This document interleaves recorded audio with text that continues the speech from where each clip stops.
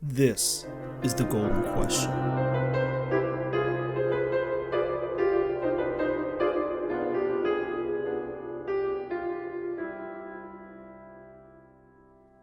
Hello, guys. Welcome to episode 11 of the Golden Question podcast.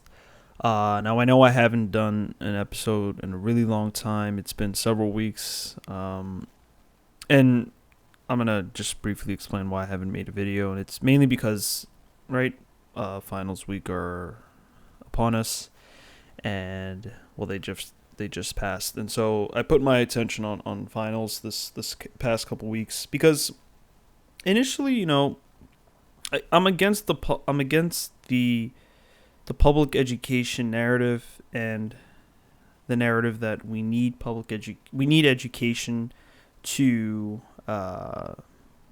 education is an important aspect of society. I'm against that narrative, but then I've started to realize that okay, well, if I don't oblige to what society asks for us now, there's really nothing that I can do because I have to follow whatever society does. So there's a difference between what you philosophically think is the right way versus what is actually considered the right way in the public realm. So that's why I've sort of made it my duty to put more attention in my education, put more attention in my focuses in that areas, despite me not actually agreeing that I should be doing that.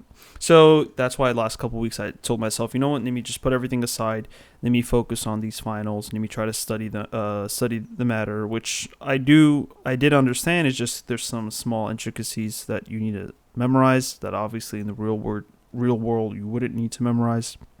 So that's why I haven't made an episode. But now I'm back. I finished. So now we should be hitting the flow of things.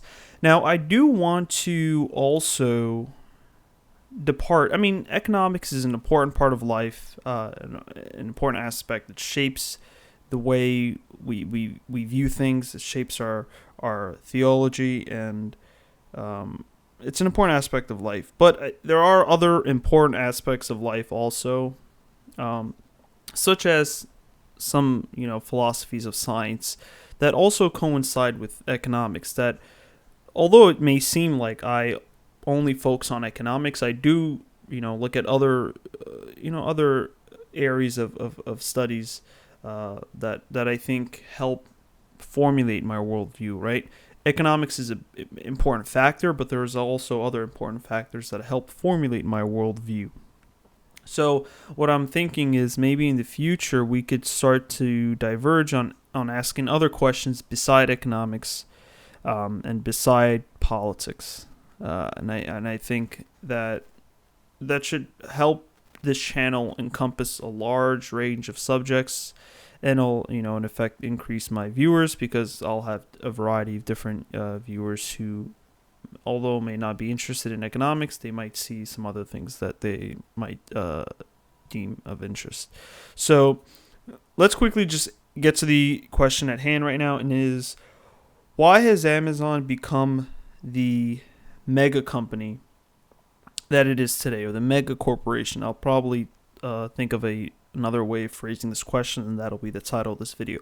But essentially, right, you have people today who, in general, I'm making a generalization, that say that Amazon is unfortunately this undesired outcome of capitalism, this undesired outcome of the economic and political system that we have today, because it forms these companies like Amazon who stifle out competition, and so that's one of their main dilemmas that they see in this as a result of this creation of Amazon.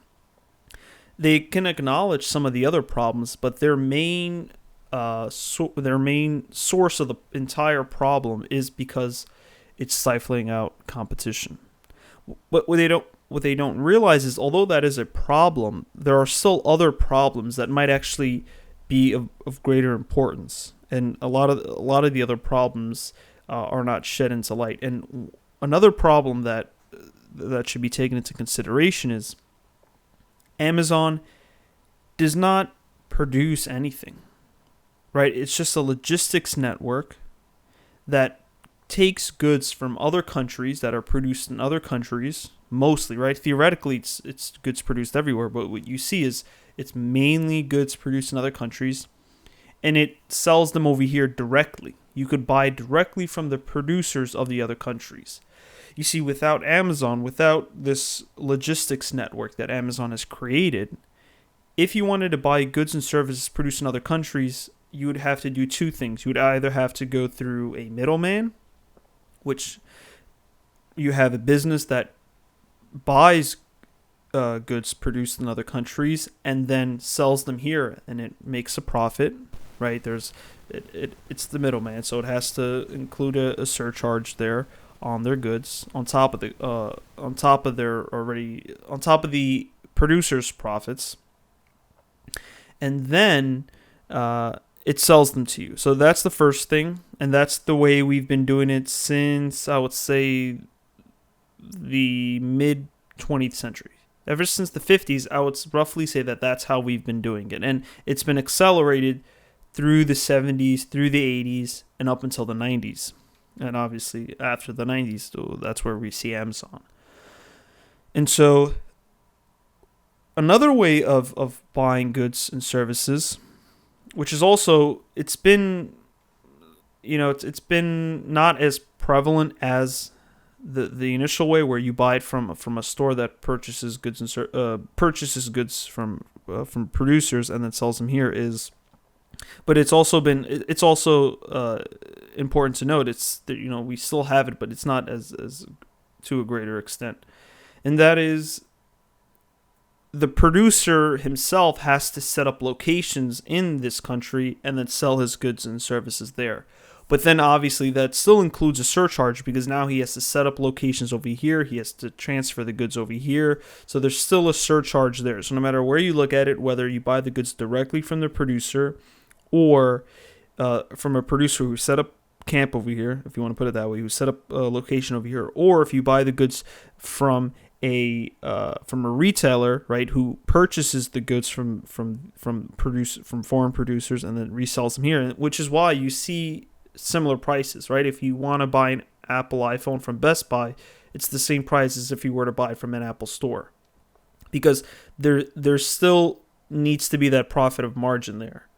Because setting up camp here still requires a cost. You still have to pay people to walk around the store and to sell you stuff, and you still have to pay for the building. You still have to pay for the equipment and all the entire logistics there, right? It's just you're outsourcing the logistics. So that's the main way that the United States consumer industry really is really how it operates. Now, there's a problem with that, in that there's a surcharge, as I said before. What Amazon did is they said, you know what? Why don't we just directly connect the producers to the consumers? You could buy the goods directly from overseas. Now, without the internet, this was impossible. The internet helped facilitate this mechanism right here that obviously was impossible before. I mean, nobody really thought of it because of how logistically impossible it would have been to directly connect consumers here to foreign producers. But Amazon has made that possible, right? A factory could just go on the internet and then upload the services or the goods that they have and then send them over here. And so the costs are lower, right? You don't have to pay for this entire outsourcing or this entire logistics network, right? You don't have to set up stores. You don't have to pay somebody else to do all this for you. You could just do it yourself. And so it's been a lot cheaper.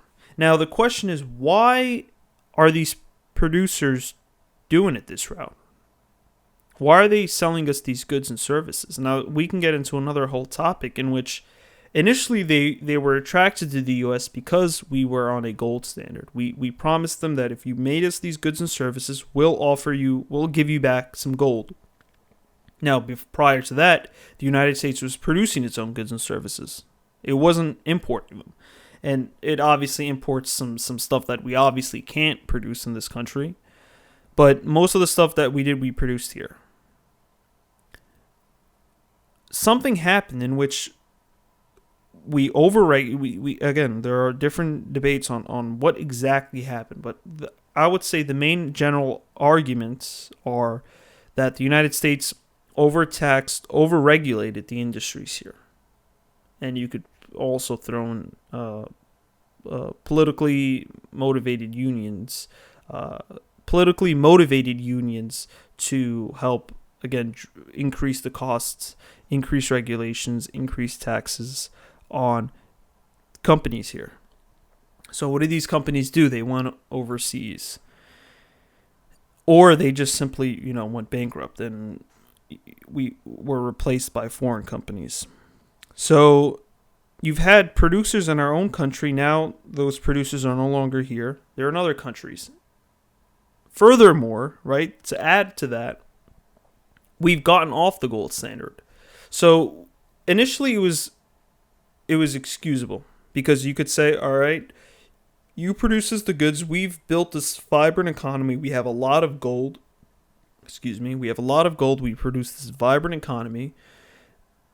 Send us your goods and we'll just give you gold.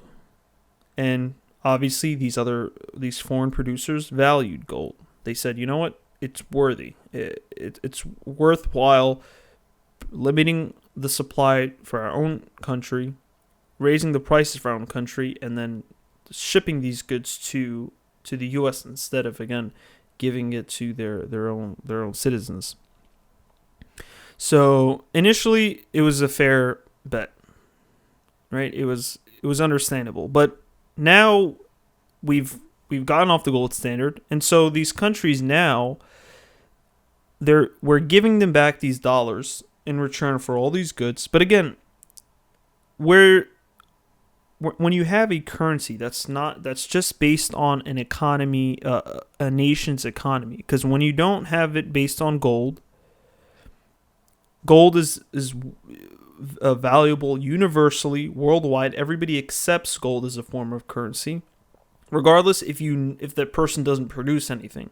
But as soon as you institute a paper-based currency, not backed by anything, you're depending on them to produce something in which you could purchase their own goods using their own currency, right? If I make what's an example if I make books, let's say I'm a writer and I produce books, and then I want to purchase, let's say, a water bottle from someone, and I give him a piece of paper that says, all right, this thing's valuable. You could buy books with it. So you tie your currency to your nation, but it's tied mainly to your nation's economy. Now, it could be tied to the stability of a country, right? Even if my country doesn't produce anything, we have a strong, stable political landscape. We have a nice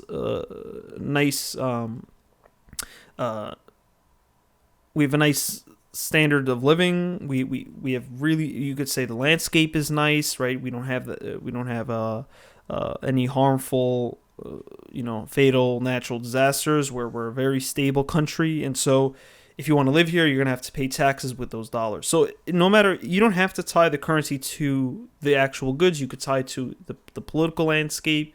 You could tie it to the geographical landscape. So as long as you have a positive in your country, you could tie your currency to it. But what we're seeing is we're slowly getting rid of these positives that the United States had, right? We used to have a stable political landscape. We used to be the beacon of freedom, and we're slowly starting to erode that away.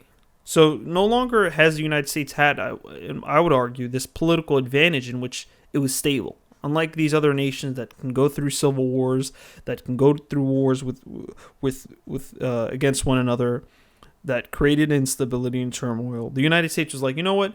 We have this huge advantage because we're located across the Atlantic. We have a strong foundation for our judicial systems, our political systems, and therefore, this is what makes our currency valuable. But unfortunately, we're slowly starting to erode that away, and we are not producing anything. So this is the main factor, right? The economic input of it. In that, all right, we're giving these producers, these foreign producers, our dollars. They're hoarding them. There's nothing for them to do with their dollars other than just to collect them. And then obviously they could reinvest it back into the country, and then we end up giving them even more dollars. So there's an interest for them to collect as many dollars. But what are they going to do with the dollars now that they've collected them? Let's say they reach the epitome of all this creation. Let's say they feel, financially satisfied. They tell themselves, all right, you know what? We feel like we've produced all we can, and now we want to reap some of the benefits of our savings, right? Of these dollars that we've given them. They're going to come back to this country finding out that there's really nothing for them to buy. You have all our factories have long been closed, have now been turned into some residential lofts.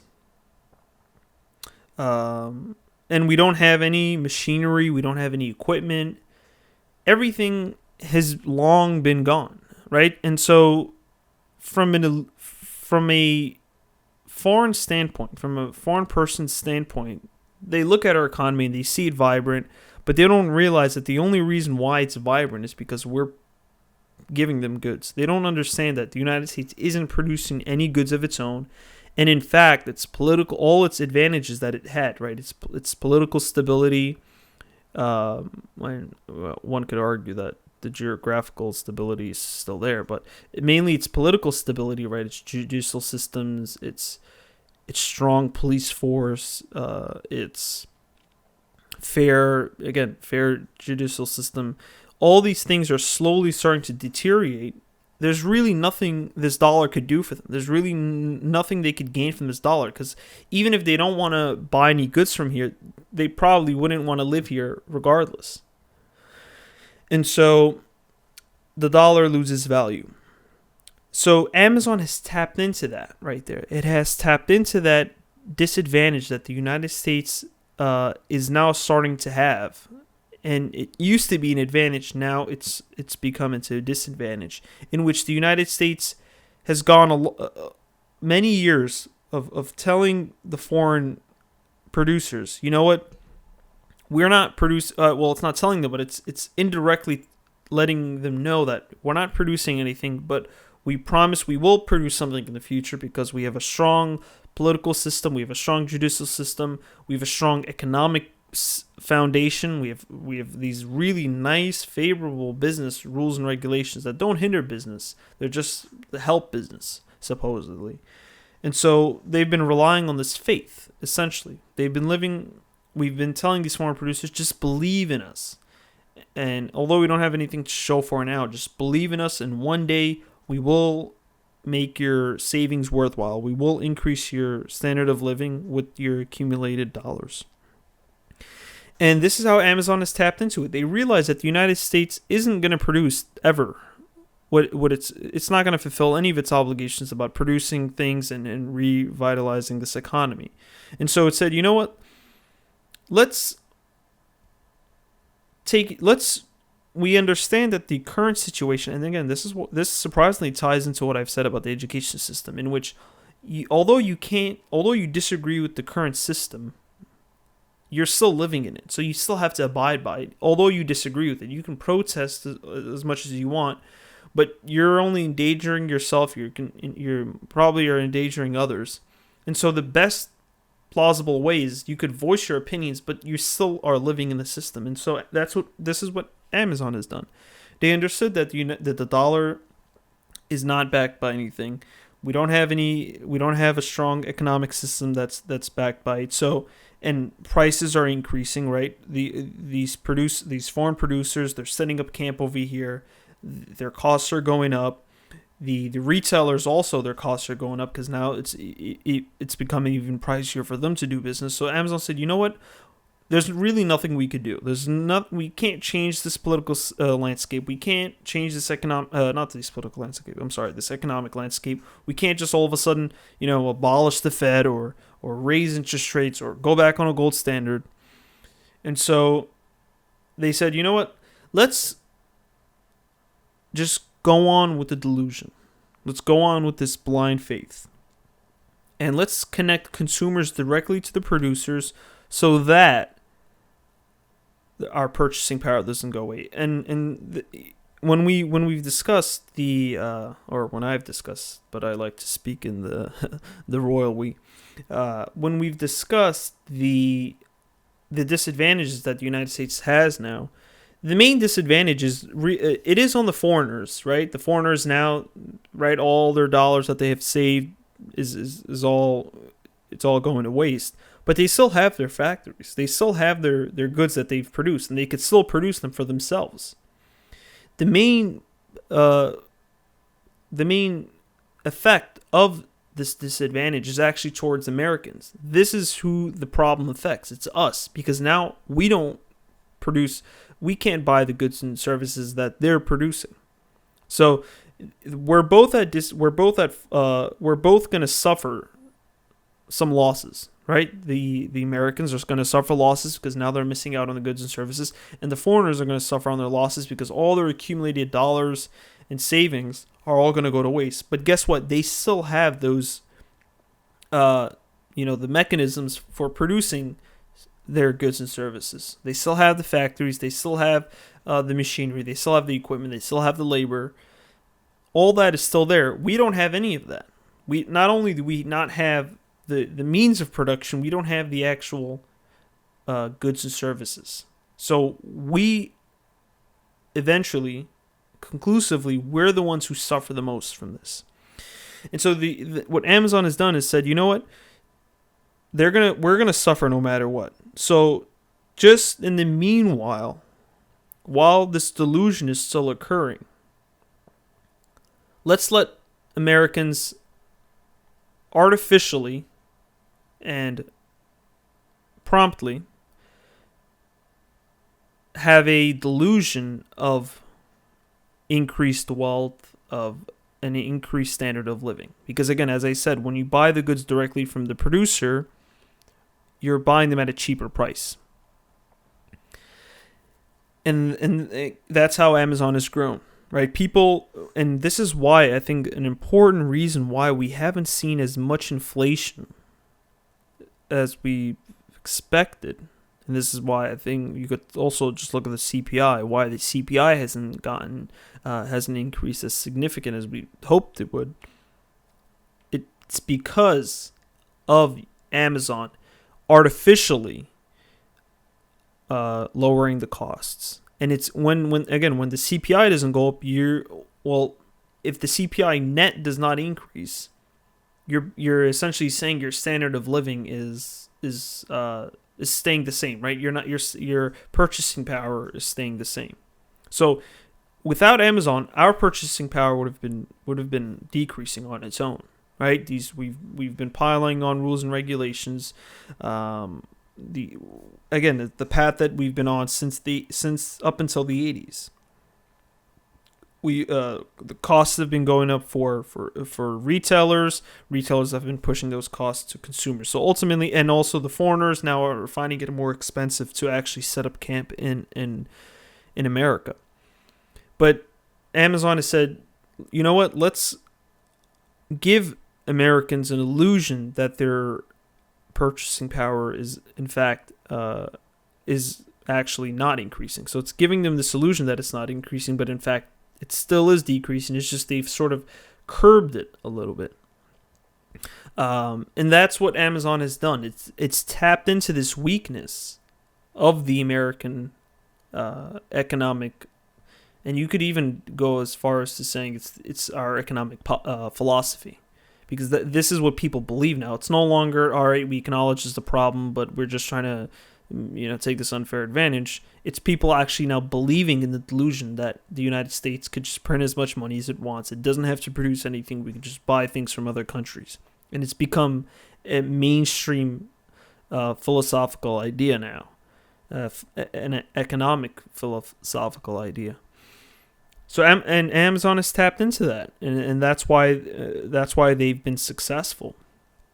And so, and again, it explains why we haven't seen an increase in the CPI, why we haven't seen an increase in inflation, and why relatively people are in the delusion that everything's all right, everything's going good. But it's only because Amazon has now allowed consumers to connect directly with producers, foreign producers, and reap the benefits of this artificially low prices. But they're artificially low because, again, you're connecting them directly. And if now fundamentally, there's nothing wrong with that. If I buy a good from a foreign producer versus if I buy it from a retailer, from the basics of it, there's nothing wrong with that. But there is something wrong when you're giving those foreign producers worthless dollars. Then there's a problem there because you're living day to day, hoping that they won't realize your bluff. Now, you can give worthless dollars to your retailers because those retailers are just now going to give those worthless dollars to their employees, and their employees are going to go out there and then purchase.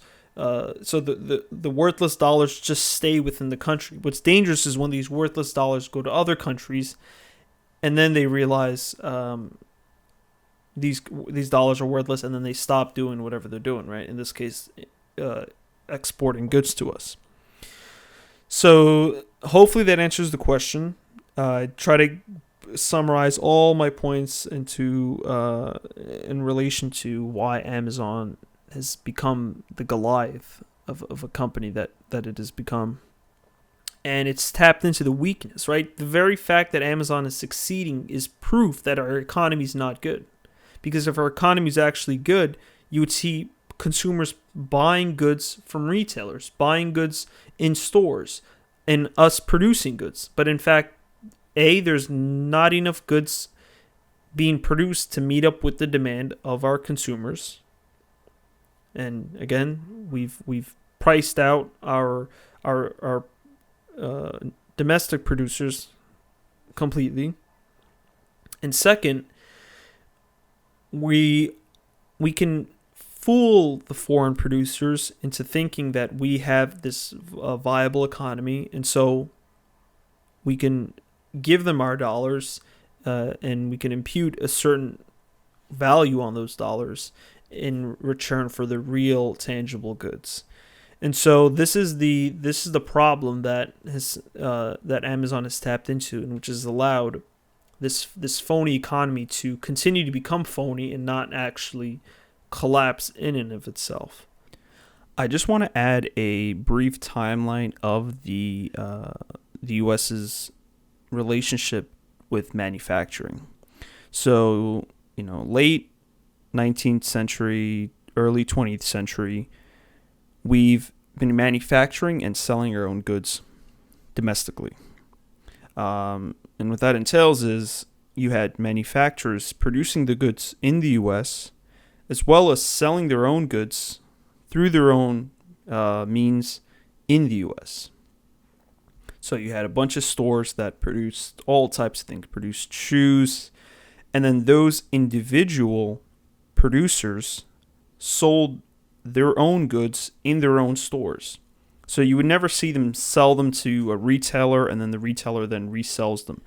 So the concept of retailers wasn't even in place, early 1900s, late 1800s, because we didn't need to, right? We had the factories here.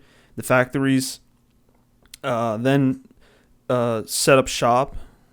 It was very, cheap to set up shop, and then those shops sold the goods that they produced, and they were bought directly from the manufacturer. You could see how prices were relatively lower. Ignoring inflation, prices were still relatively lower in this fashion.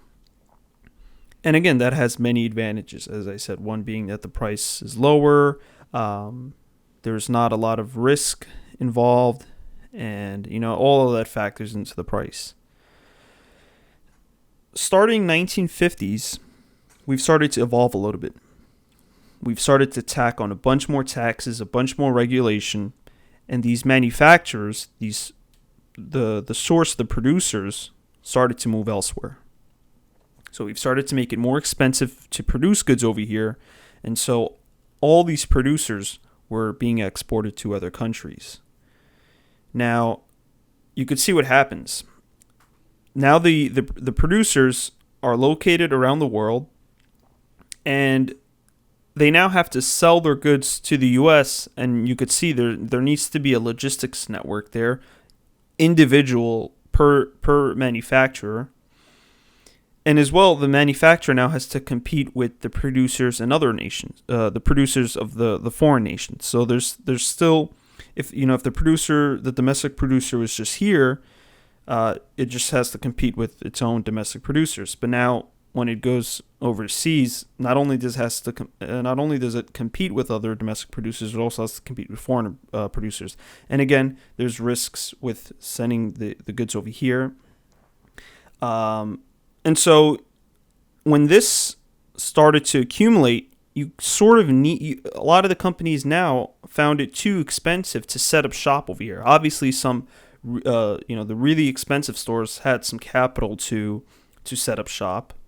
But a lot of the normal, consumer goods that went to the lower class, the middle class, the profit margins are not as great in that they don't have the excess capital to actually set up shop and deal with the regulations and the taxes here domestically.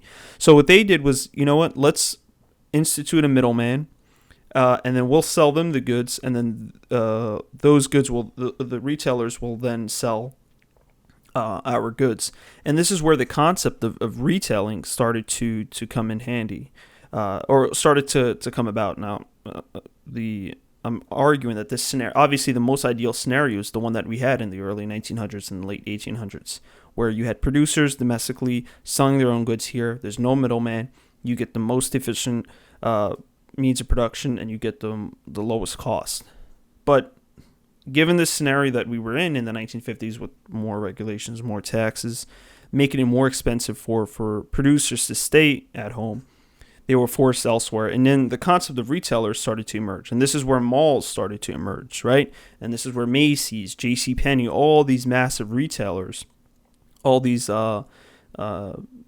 large chain stores started emerging. And again, they weren't producing any of their own goods. All they're doing is taking goods made elsewhere and reselling them to their customers. And there's a surcharge there, obviously, right? If the producer is selling you the good, now you need to institute a surcharge as compared to before, where there is no surcharge. They're selling the goods themselves. And in that whole landscape, you also had, obviously, our derailment from being under a gold standard. And so you had all these retailers selling these goods, taking in those dollars, and then buying goods from the producers and also giving them dollars. So this is where the whole disruption, in my opinion, started, in which all these producers now were being fleeced, to say, right? They're being fleeced of their goods, and they're just being given paper dollars. But that's besides the point. I'm just looking at the actual means of production. And then regulations, taxes got even more onerous, and the dollar started to lose even more value, in which now the retailers themselves can't even operate. The retailers themselves are struggling, right? You had the producers who were struggling at first. Then they instituted the retailers. Now the retailers themselves are also struggling.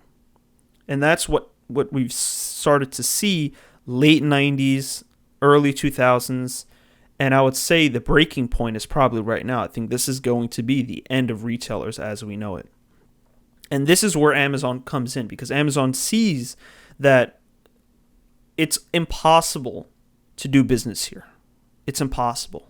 Consumers cannot deal with businesses domestically because just the taxes are onerous. The regulations are stifling these businesses. These businesses cannot compete. And so this is where Amazon comes in. They tapped into this weakness. And so Amazon says, you know what? Let's connect the consumers directly to the producers in those foreign nations. I mean, and this is the way it was done back in the 1800s, 1900s. The consumers bought goods directly from the producers, but the only difference is those producers were located here domestically. But Amazon said, and this is all with the help of the internet, right? If the internet wasn't set in place, none of this would have been able to happen. And in fact, we can thank the internet for giving us a little bit of this stretch before the whole system collapsed. Now, again, I'm not arguing that we should postpone this inevitable collapse. I'm just saying this is the scenario, right? This is unfortunately what we have to live with, and if you can't change it, you just have to stick with it and live with it. So Amazon looked at that weakness and they connected the consumers to the producers directly, and and effectively that made our cost a little bit lower because there's no middleman, there's no retailer there, and this is again all because of the internet, right? You could argue, why didn't we go from the producers selling directly to the consumers during the start of the 50s? But there was no logistics network set in place being helped by the internet, right? The logistics network was impossible. So you had to have some sort of businessman located in the domestic country selling your goods. You can't do it remotely. But through the internet, it came in line with perfect timing, just in time when these retailers started to do bad, right? These retailers were already doing bad. It's not like they were doing good up until Amazon came. Their downhill, slope was already starting, mid 90s, late 90s, and this is before the internet really went mainstream. I would argue the internet went mainstream in the 2000s. I mean, you could argue that a lot of schools had it, businesses were using the internet, but for shopping, for business use, it wasn't as prevalent as it is. Starting the 2000s, 2005, and up until, I would say, 2010. So you see this weakness that Amazon tapped into. And so it gives us it gave us an artificial barrier to these high prices and producers just giving up and not even selling to the U.S. But Amazon allowed for that intermediate pause on this inevitable collapse. But again, it's still going to happen, right? You're still going to see bit by bit these producers themselves now starting to lose interest in selling it to the U.S. Because they're giving they're trading these goods that they're producing for these worthless dollars, and these worthless dollars aren't going to be able to buy them anything domestically, right? Forget the gold standard. Forget the redeemability to gold. These foreign producers, now that they're giving these dollars, now, if I'm an individual, I saved up a bunch of dollars. Now it's time for me to I want to retire. I want to reap the benefits. There's nothing I could do with these dollars. There's nothing I could purchase. If I want to go back to the nation that exports these dollars and I want to look for goods to buy, there's nothing there.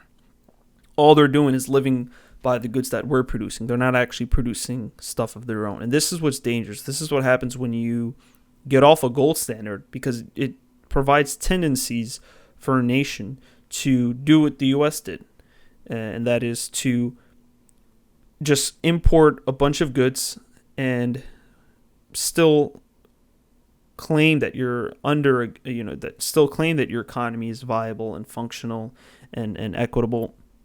But in fact, you're just living on the riches from the past, right? Because the United States got successful, people sort of lost what it meant to become successful, and they thought the success was just implanted in with our politics, our judicial system, as I said, and so they forget about the economics, and this is where the inevitable crash is going to happen. So that's what Amazon tapped into. So hopefully I answered the question, and I hope you guys stay safe.